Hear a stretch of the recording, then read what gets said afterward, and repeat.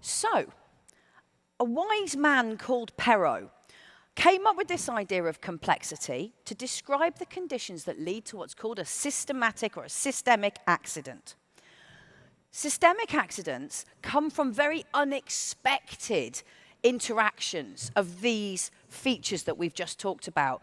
Different parts of your machine that connect in ways you were just never expecting them to connect because you've got so many parts and so many pieces. How could you possibly know that these two features might interact in that way?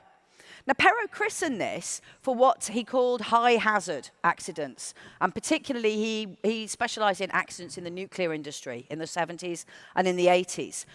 He called them normal accidents, right? And they're called normal accidents not because you accept that they're normal, but because they happen within a system where when that system fails, the failure is naturally, normally, catastrophic, not graceful, right? So where you get your nuclear core meltdown, where you get your crowd crush, it's the idea that the system itself can only fail to catastrophic because that's just the way it's designed or the way it's happened.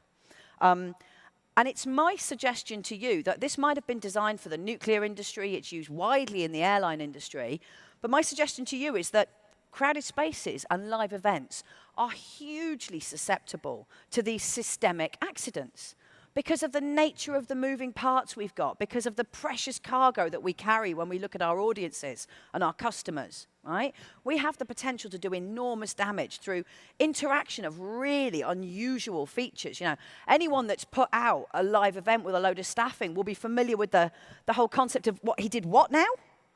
How did that happen? Oh, my word. And you step back from something, and with hindsight, you go, oh, yeah, obviously that would have happened. But it would never have occurred to you to conflate those circumstances.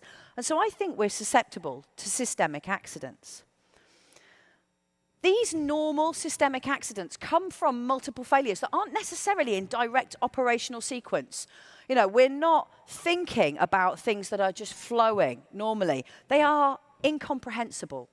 They're not really susceptible to foresight. So because we can't see these things coming, because we can't imagine how these different events might conflate to create a happening. So, you know, let's have an example where we've got a stage manager who's had an appalling day. I know, the kid's school called, the kid's been playing up again.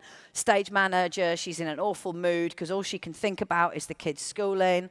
She doesn't brief the artist right. The artist thinks she's a dreadful person. The artist goes on stage. Something appalling happens. The artist wasn't listening to the show stop because the artist doesn't like the stage manager because the stage manager was having a really crap day because her kid just played truant at school. How does the kid playing truant at school connect to the fact that the show stop failed because the artist wasn't listening? You wouldn't put those things together, but actually we've all had that day when we were just like, oh, I just can't be doing with this, and you know you don't do something right. They're disconnected features, and we can't see them coming, potentially, you know. We can't see these interactions coming, and this is the whole point. It's not that we should see them. What I'm proposing to you is there are things that will just happen. And so far, the only way we can deal with those then is to interrogate our own systems, to minimize their impact and their potentiality, to stop them becoming problems by not thinking about how we respond when those things happen, but instead thinking about how do we restructure our organizations so that when they do happen, we're ahead of the curve.